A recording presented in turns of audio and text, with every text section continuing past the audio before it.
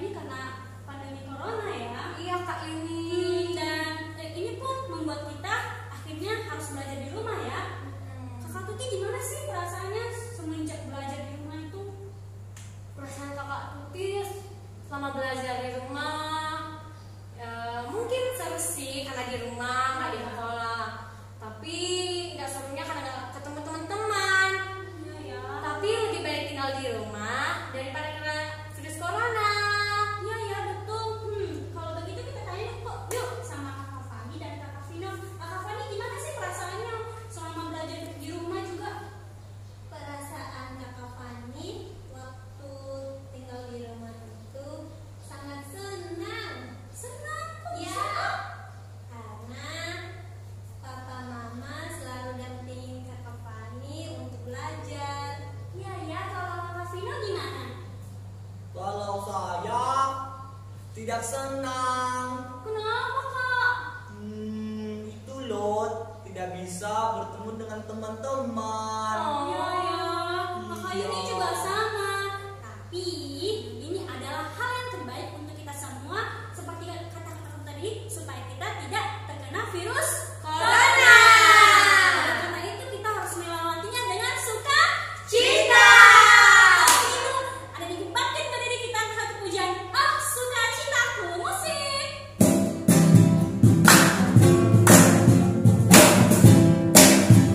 Selamat ya. Oh sukacitaku para pahlawan sejak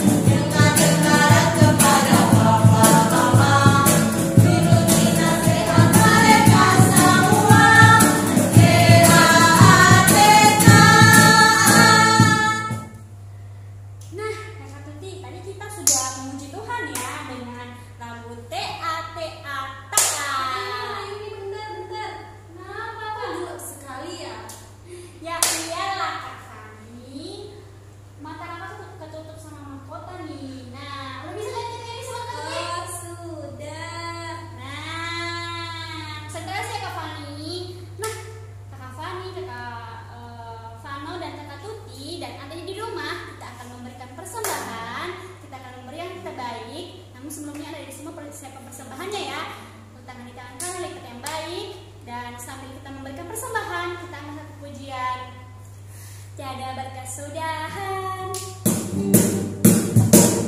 Anak yang sudah memberikan persembahan, mata ya, berikan tepuk tangan.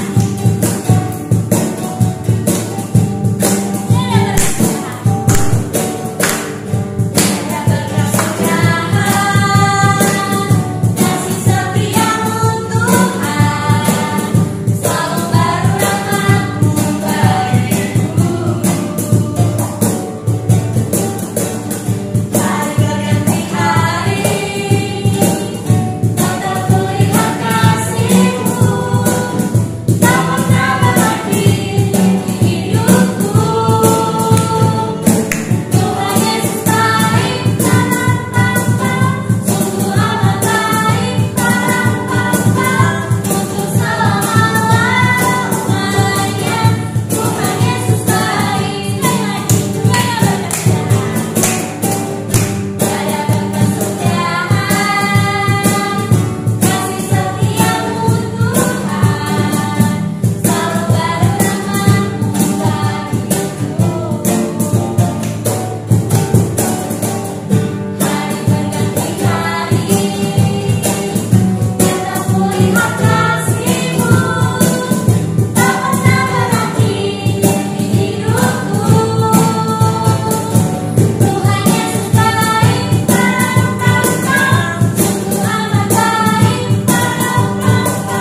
untuk selama-lamanya. Tuhan Yesus baik. Mari adik-adik semua, kita lipat tangan, tundukkan kepala, mari kita bersatu di dalam doa. Tuhan Yesus sampai Tuhan, kami bersyukur buat anugerah, buat kasih setia Tuhan dalam kehidupan kami. Tuhan, kami bersyukur kami bisa memuji, memuliakan nama-Mu. Tuhan, pada saat ini kami sudah memberikan persembahan kami Tuhan kepadamu. Tuhan berkati agar menjadi berkat bagi perluasan gereja Tuhan di tempat ini. Tuhan, ajarlah kami selalu untuk memberikan persembahan yang terbaik kepadamu. Tuhan, kami serahkan ibadah kami selanjutnya ke dalam tangan-Mu.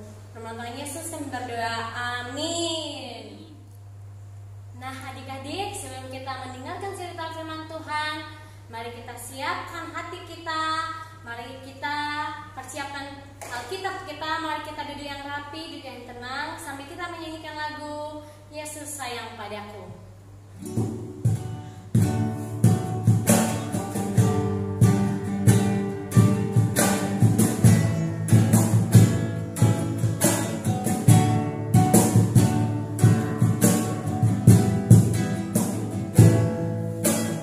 Yesus sayang padaku, Alkitab mengajarku, walaupun kecil lemah, aku ini miliknya. Yesus Tuhanku, sayang padaku, itu firman-Nya di dalam Alkitab. Sekali lagi kita nyanyikan lagu ini dengan sikap yang berdoa. Yesus sayang padaku, Alkitab mengajarku, walaupun kecil lemah, aku ini miliknya. Yesus Tuhanku, sayang padaku,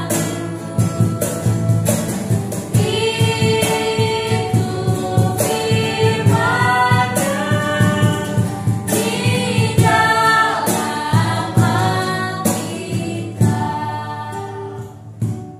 Hai adik-adik yang ada di rumah. Wah, Kak Eti senang sekali boleh menyapa adik-adik yang ada di rumah. Nah, saat ini sebelum kita mendengarkan kebenaran firman Tuhan, mari kita lipat tangan, tutup mata, dan tundukkan kepalanya. Kita berdoa. Tuhan Yesus yang baik, terima kasih buat hari ini kami boleh sekolah minggu, dan saat ini Tuhan kami mau mendengarkan kebenaran firman-Mu. Kau membuka hati kami supaya kami boleh mendengar dengan sungguh-sungguh. Terima kasih Tuhan Yesus yang baik, kami berdoa. Amin. Nah, adik-adik, hari ini Kak Eti mau adik-adik menonton satu video. Kira-kira tentang apa ya?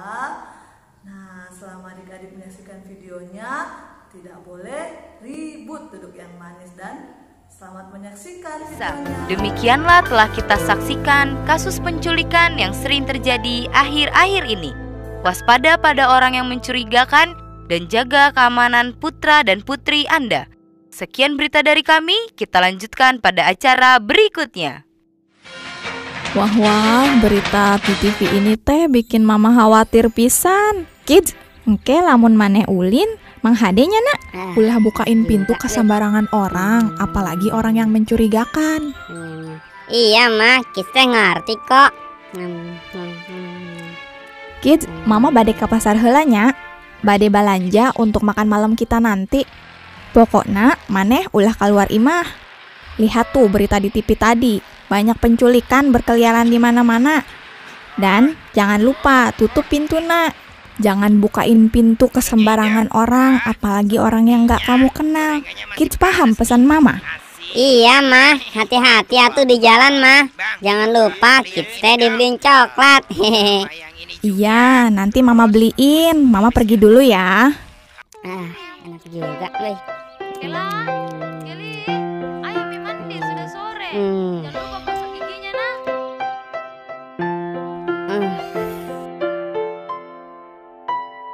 Ngapain atuh?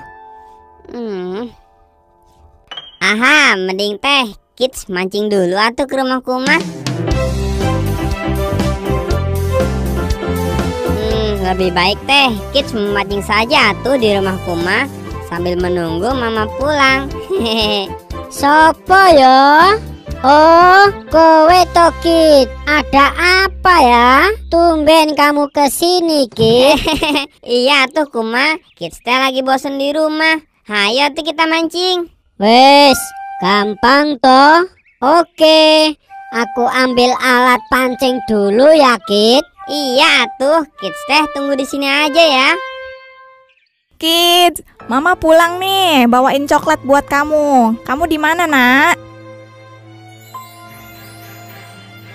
Ya Tuhan, Kid, maneh di mana? Kenapa TV-nya masih menyala? Nah, adik-adik, ketika tadi adik-adik menyaksikan video tentang apa? Anak yang tidak dengar-dengaran ataupun anak yang tidak taat. Kenapa Kak Eti bilang anak yang tidak taat? Nah, kalau adik-adik tadi perhatikan ketika ibunya menyuruh siapa tadi? Kids ya namanya. Menyuruh Kids jangan keluar rumah karena ada penculikan. Kata si Kids apa? Iya mama. Dia mengiyakan. Tetapi adik-adik setelah beberapa menit kemudian setelah mamanya pergi, apa yang terjadi?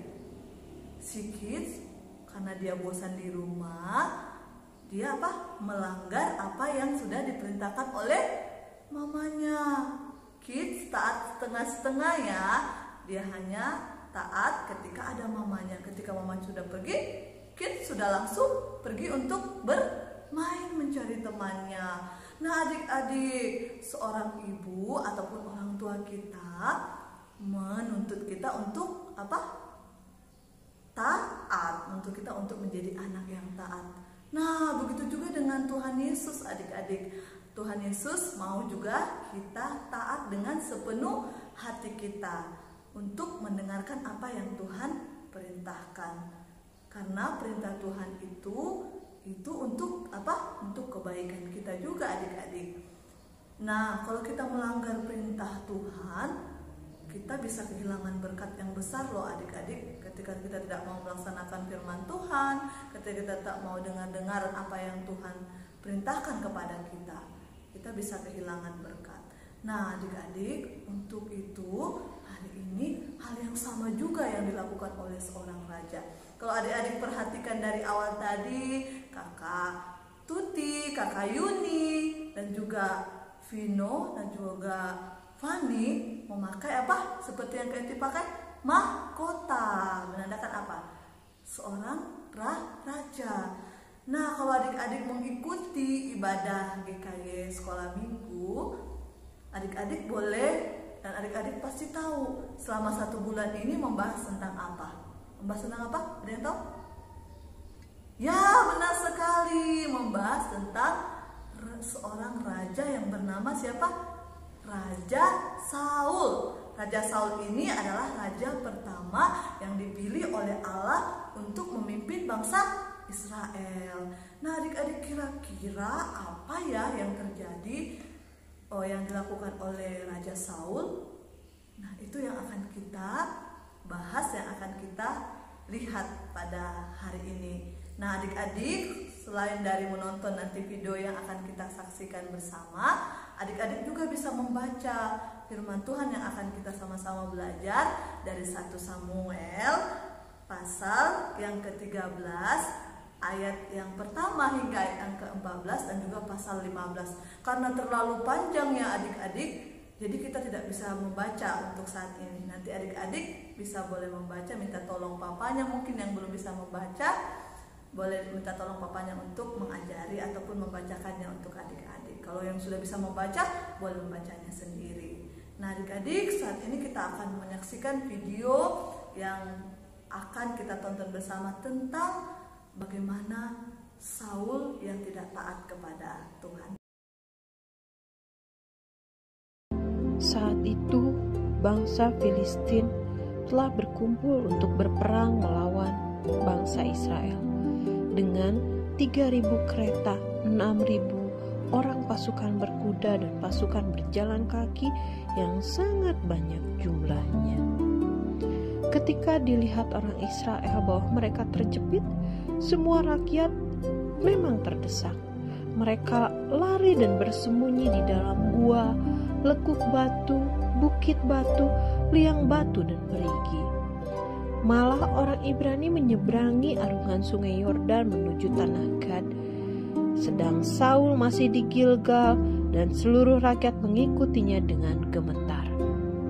Saul menunggu 7 hari lamanya sampai waktu yang ditentukan Samuel. Tapi Samuel tidak datang ke Gilgal. Mulailah rakyat itu terserak-serak meninggalkan Saul.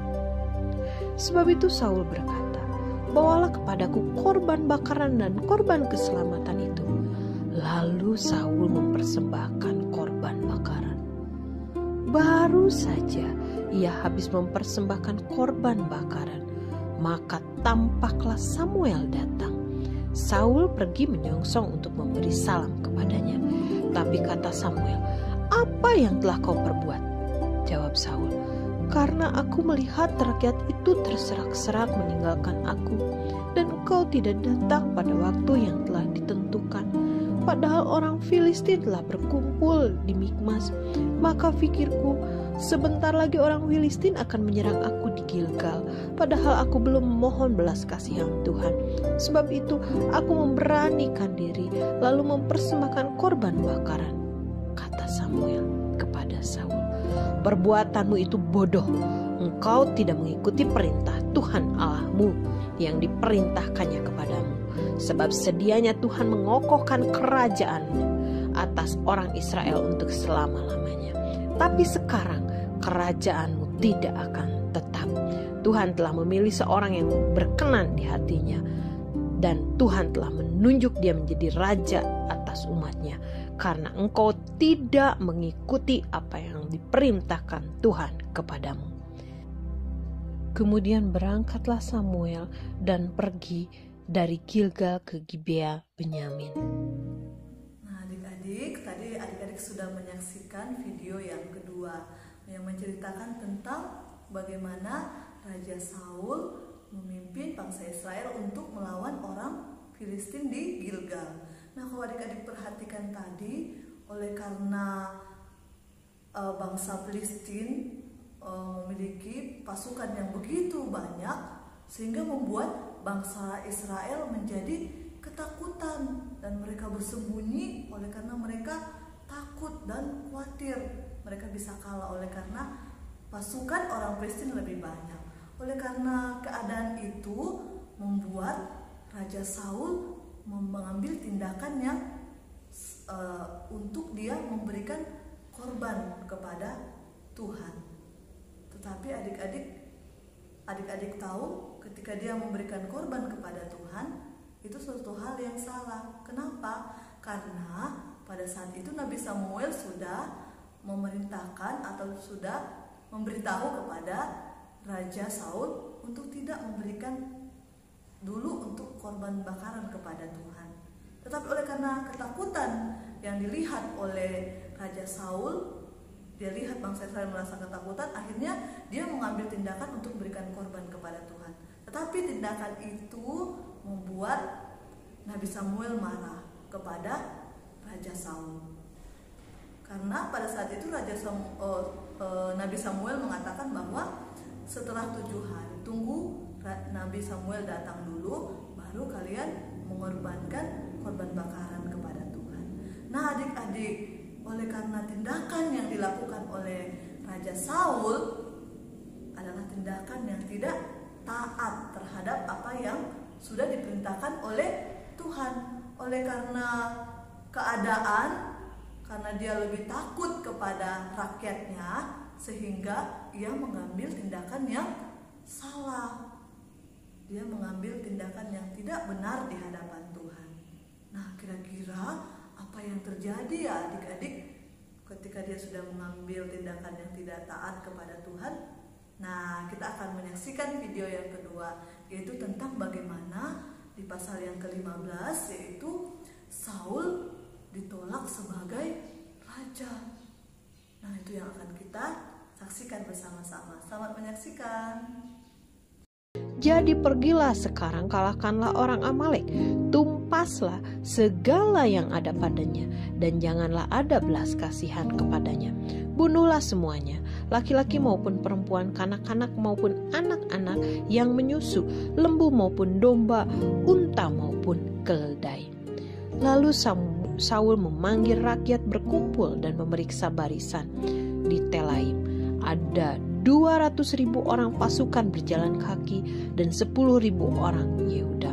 Setelah Saul sampai ke kota Amalek, disuruhnyalah orang-orang menghadang di lembah. Lalu Saul memukul kala orang Amalek mulai dari Hawila sampai ke Syur yang di sebelah timur Mesir. Agag, raja orang Amalek, ditangkapnya hidup-hidup, tapi segenap rakyatnya ditumpasnya dengan mata pedang. Tapi Saul dan rakyat itu menyelamatkan Agag dan kambing domba dan lembu-lembu yang terbaik dan tambun. Pula anak-anak domba dan segala yang berharga. Tidak mau mereka menumpas semuanya itu, tapi segala hewani yang tidak berharga dan yang buruk, itulah yang ditumpas mereka.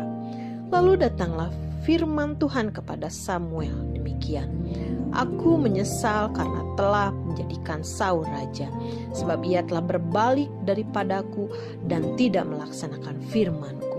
Maka sakit hatilah Samuel dan ia berseru-seru kepada Tuhan semalam-malaman. Lalu Samuel bangun pagi-pagi untuk bertemu dengan Saul. Tapi diberitakan kepada Samuel demikian: Saul telah ke Karmel tadi dan telah didirikannya baginya suatu tanda peringatan. Kemudian ia balik dan mengambil jurusan ke Gilgal. Ketika Samuel sampai kepada Saul, berkatalah Saul kepadanya, Diberkatilah kiranya engkau oleh Tuhan. Aku telah melaksanakan firman Tuhan. Tapi kata Samuel, kalau begitu, apakah bunyi kambing domba yang sampai ke telingaku dan bunyi lembu-lembu yang kudengar itu?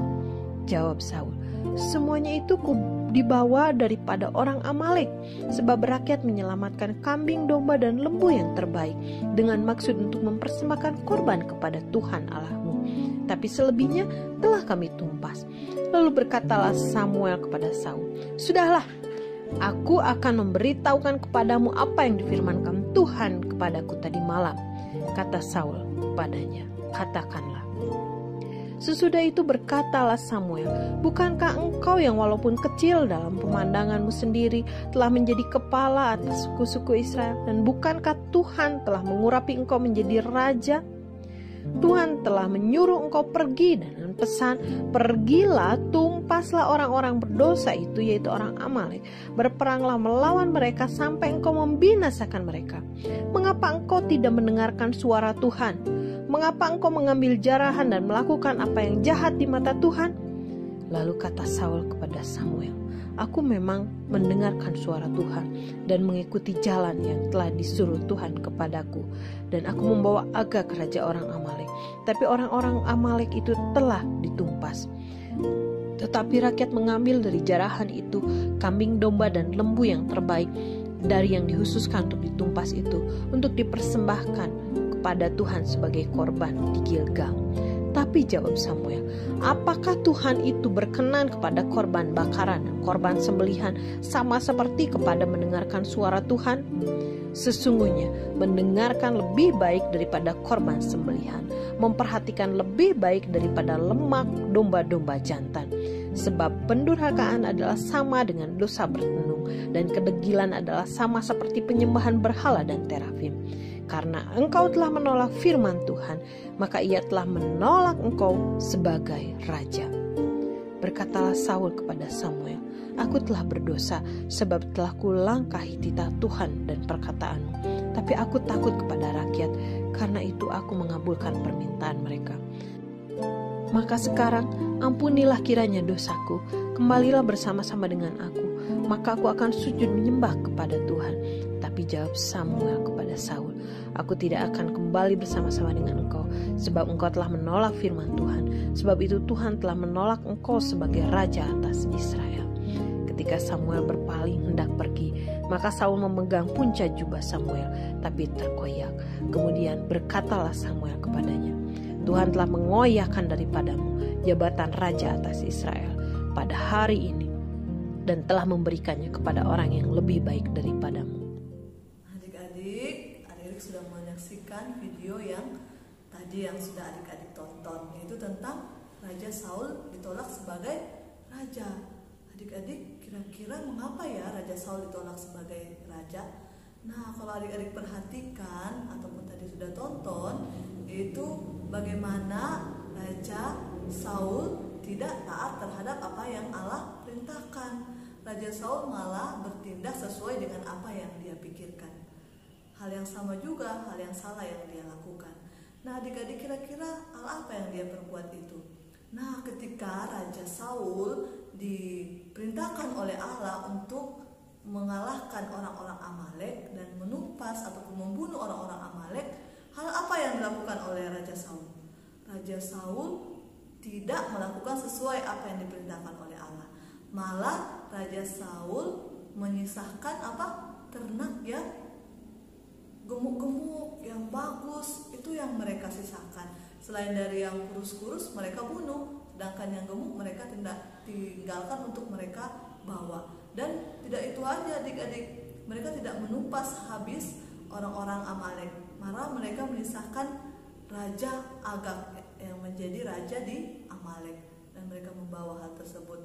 Nah, oleh karena hal inilah yang membuat Raja Saul ditolak sebagai raja. Dan bukan hanya itu saja adik-adik, dia malah mengorbankan ternak yang mereka bawa itu kepada Allah.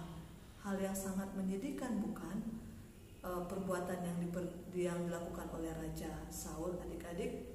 Nah, adik-adik, apa yang kita pelajari dari Raja Saul yang ditolak sebagai raja yang menjadi tema perenungan kita pada hari ini? Adik-adik, kita mau belajar ya. Tentu kalau kita tidak taat kepada apa yang Tuhan perintahkan, berarti itu hal yang sama juga. Kita tidak menghormati Tuhan dalam kehidupan adik-adik maupun kehidupan KRT. Nah, adik-adik, untuk menjadi seorang anak yang taat, gampang atau tidak? Tentu tidak gampang. Dan mungkin juga kita merasa tidak enak ya untuk kita taat, karena kita lebih enak untuk kita melakukan sesuai dengan apa yang kita lakukan, yang kita pikirkan dalam kehidupan kita. Tetapi hari ini adik-adik, Allah mau kita menjadi anak-anak yang taat terhadap apa yang Allah perintahkan. Kalau adik-adik perhatikan ya, ketika manusia pertama yaitu Adam dan Hawa. Nah, pada saat itu Allah memerintahkan supaya mereka tidak memakan buah pohon larangan yang Tuhan larang ya. Tapi apa yang mereka lakukan? Mereka tidak taat terhadap apa yang Allah perintahkan ya.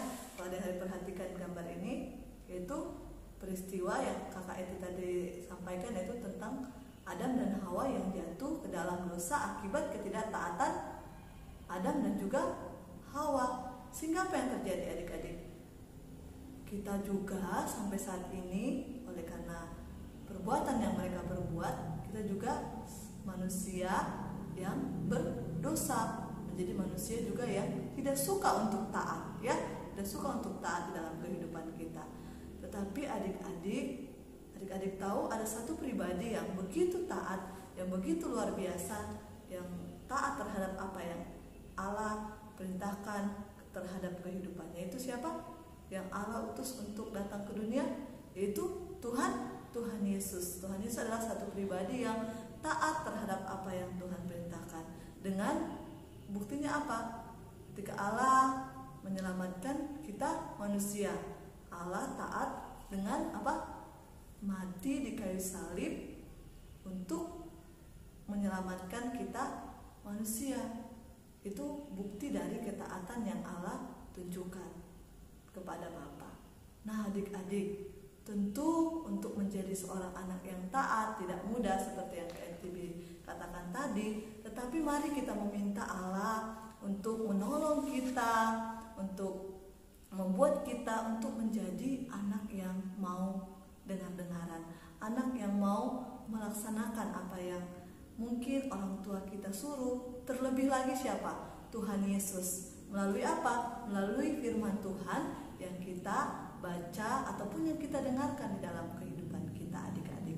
Untuk itu, pada saat ini kita mau diajarkan untuk taat kepada Tuhan Yesus, taat kepada orang tua kita, papa mama, dan juga taat kepada orang-orang yang mungkin yang ada di sekitar kita. Mari kita sama-sama belajar, kayak itu juga belajar, adik-adik yang di rumah juga belajar untuk kita menjadi anak-anak yang taat. Hanya 4 huruf ya, tetapi susah untuk dilakukan, yaitu T-A-A-T, yaitu taat. Nah, selain dari taat adik-adik, Tuhan juga mau kita melibatkan Tuhan di dalam kehidupan kita ketika kita mau melakukan sesuatu hal yang ingin kita kerjakan di dalam kehidupan kita. Untuk itu adik-adik, mari kita sama-sama belajar untuk melakukan kebenaran firman Tuhan ini. Sebab kita tahu ketika kita tidak taat, berarti kita tidak menghormati Tuhan di dalam kehidupan kita. Nah, amin untuk kebenaran firman Tuhan. Mari kita berdoa. Kami bersyukur ya Tuhan untuk kebenaran firman-Mu yang sudah menolong kami, yang sudah mengajari kami melihat tentang bagaimana Raja Saul yang tidak taat kepada Tuhan dan mengakibatkan dia ditolak sebagai raja. Dan hal itu juga Tuhan kami pelajari untuk Tuhan mengingatkan kami sebagai anak-anak Tuhan untuk menjadi anak yang taat, anak-anak yang melaksanakan kebenaran firman-Mu dalam kehidupan kami. Oh Tuhan, tolonglah kami supaya kami boleh melakukan kebenaran firman-Mu dengan baik. Terima kasih Tuhan Yesus yang baik, kami bersyukur dan kami memuji Tuhan. Amin. Wah, adik-adik semua, gak terasa ya ibadah kita mau selesai. Kak Fani dan Kak Vina dan Kak Tuti senang gak mengikuti ibadah hari ini? Senang. Adik di rumah juga senang ya. Hari ini kita belajar apa ya? Ayo, T-A-A-T. Taat. Ya, kita